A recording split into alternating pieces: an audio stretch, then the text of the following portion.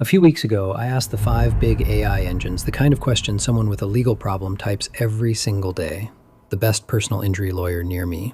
And I asked it from a real city, Austin, so the place was baked right into the question.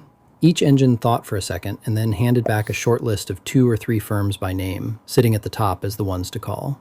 And that short list is the whole of what a lot of people ever see now, because they read those few names, pick one, and never scroll any further. So there is a simple question that should be sitting on your desk if you run a firm. When someone in your city asks an AI for a lawyer, is your name one of the few that comes back, or is it a competitor's? So today I want to walk through how these engines choose those local names, and what you can do to become one of them. Let me lay out what we track first, because everything after this rests on it. Every week we put the same set of buyer questions to the 5 big AI search engines: ChatGPT, Gemini, Perplexity, Claude, and Grok. And for each answer, we write down 3 things: whether your firm got named, whether it got cited, which means the engine attached a real clickable link to a page backing up why it picked you, and which exact pages it pulled to build the answer. The kind of question that matters today is a local one, and a local question is any question with a place inside it: near me, in Austin, downtown, that sort of thing.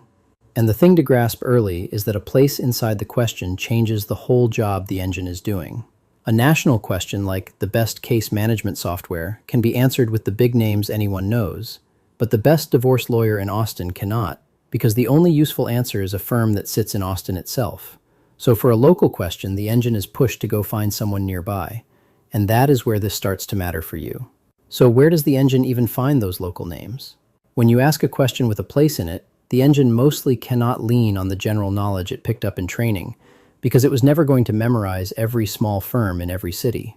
Instead, it searches the web while it answers, and it pulls from the handful of places that collect local businesses: your Google business profile, the map listing with your reviews, the legal directories like Avvo and Justia, and the best lawyers in Austin-style roundups that someone has published. Those are the pages that name local firms, so those are the pages the engine reaches for when the question is local. If your firm is missing from that little group of sources, the engine has nothing local to grab onto, and it fills the shortlist with the competitors who are there instead. So showing up in an AI answer for a local question starts well before the AI. It starts with whether you exist on the pages the AI goes looking at. It is worth being precise about the 2 ways your name can land in one of these answers, because they are not the same. The first way is from memory, where the model picked up your name while it was trained and repeats it, and that mostly only happens for big, famous names. The second way is from a live source, where the engine searches the web right then, finds a page it trusts, and quotes the firm sitting on that page. Think of it like asking a friend for a lawyer, where they either half remember a name from somewhere, or they pull up a list they trust and read you the top few off it. Meaning for a local firm, it is almost always that second one. Your name is not famous enough to live in the model's memory, so the engine recommends you only when it can find you on a local page it trusts in the moment.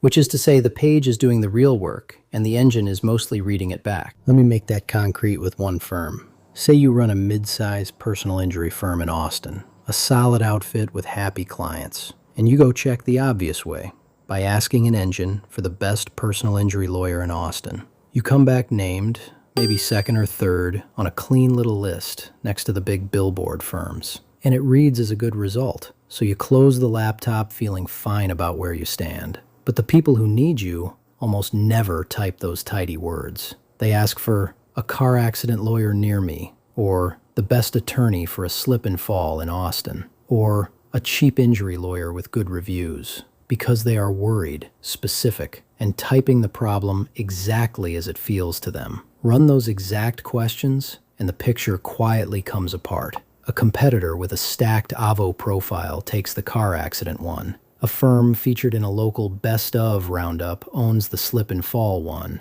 And on the reviews question, your name is nowhere, because you have 40 reviews and they have 400. So the one phrasing you happened to check was the single phrasing where you looked strong, while the ones your clients use were already going to someone else. This is exactly what makes a single check so misleading.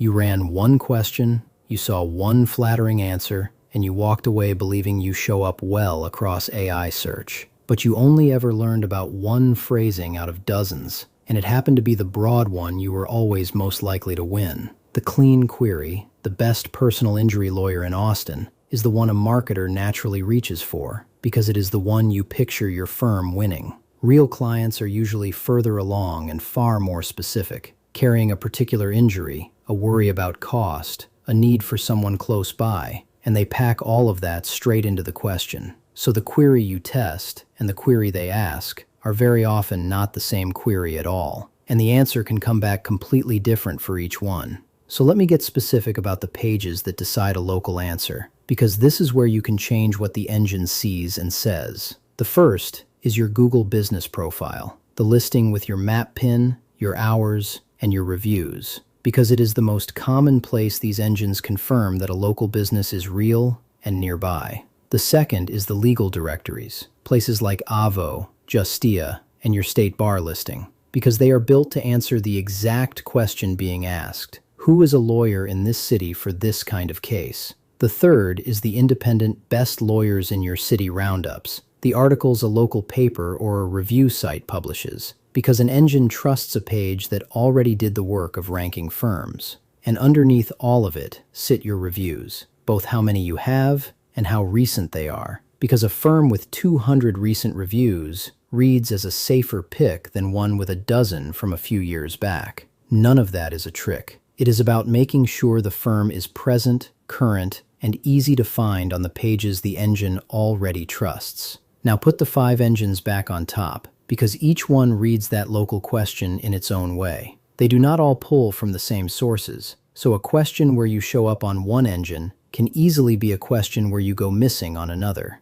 You might own the car accident question on ChatGPT because it happens to lean on a directory page that features you, and then lose that same question on Perplexity because it reaches for a roundup that left you off. So this is not a single scoreboard. It is more of a grid. Every way a client might ask crossed with every engine, and your name is present in some of those boxes and missing from plenty of others. One answer you happen to read is a single box pulled out of that whole grid. It tells you how you did on one phrasing, on one engine, on one day, and almost nothing about the rest of it. So the useful question becomes how you show up in more of those boxes. And most of it is work you can start this week without a budget. Claim and fully fill out your Google business profile. Get the practice areas and the service area right, and then make steady, recent reviews a habit rather than a one-off push. Go claim your profiles on the big legal directories too, Avvo and Justia and the rest, and fill them in properly instead of leaving the half-empty version the directory built for you. Then look at the best lawyers in your city roundups that already rank, see which ones leave you out, and do the plain work of getting yourself considered for them. And on your own site, give each practice area in each city its own clear page. So when someone asks about a slip and fall in Austin, there is an exact page for the engine to find, instead of one general "we do everything" page. Each of those is handing the engine a real, matching answer to grab when that exact question comes in. The trap underneath all of this is pouring your effort into the phrasing that already flatters you. It feels good to check the best personal injury lawyer in Austin, spot yourself near the top, and keep pointing back at that one result. But that is the query you were probably going to win anyway, and another hour spent on it does very little for the clients asking in completely different words. The growth is sitting over in the questions you are losing, the specific local ones you never check precisely because they do not show you in a good light. Those are the answers a real client with a real problem is reading right now, tonight, while they decide who to call in the morning. So the goal was never the flattering screenshot. It is finding the phrasings where you are missing and earning your way into them. 2 honest caveats before you go and act on any of this. We track a set number of firms and questions across a handful of markets, so the exact phrasings that matter most in your city and your practice area could look fairly different from ours. And the names that win these local questions do move over time, as reviews come in, as new roundups get published, and as the engines change how they search. So any single reading is a snapshot rather than a fixed truth. What stays steady underneath the movement, though, is the shape of of it. Local questions get answered from local pages. Clients ask in far more specific words than firms ever test, and the 5 engines each handle those words in their own separate way. That pattern has held up over and over in what we track, even as the individual winners keep shuffling from one week to the next. So here is a check you can run yourself, for free, in about 15 minutes. Take one thing you handle, say car accidents, and instead of the single clean query, write down 5 ways a real client might ask for it, with the city, the injury, and the worry about cost included. That might be a car accident lawyer near me, then the best one in your city, then an affordable one with good reviews, then one for a specific kind of crash, and so on down the list. Put each of those 5 to all 5 engines, ChatGPT, Gemini, Perplexity, Claude, and Grok, and for every answer, note whether you were named, whether you got a real clickable link, and which pages the engine pulled to build it. Lay the rows out next to each other, and the holes jump straight out at you, strong on the broad question, missing on the specific ones, present on one engine, and gone on the next. That little table is a far more honest picture of where your firm stands than the one flattering answer you would have checked and trusted on your own. Running that table once is the easy part.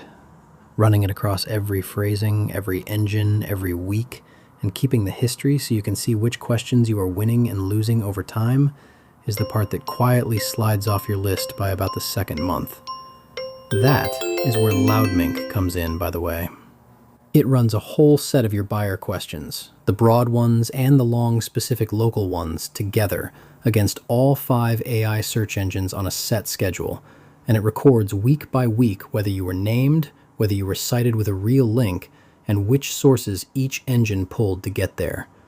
So the questions where you are missing stop being a blind spot you never see and turn into a plain list you can work through, one task at a time. So if you want to see which of those answers your firm is showing up in across all 5 engines, you can run a free scan over at loudmink.ai and find out exactly where you stand. Thanks for watching, and I will see you in the next one.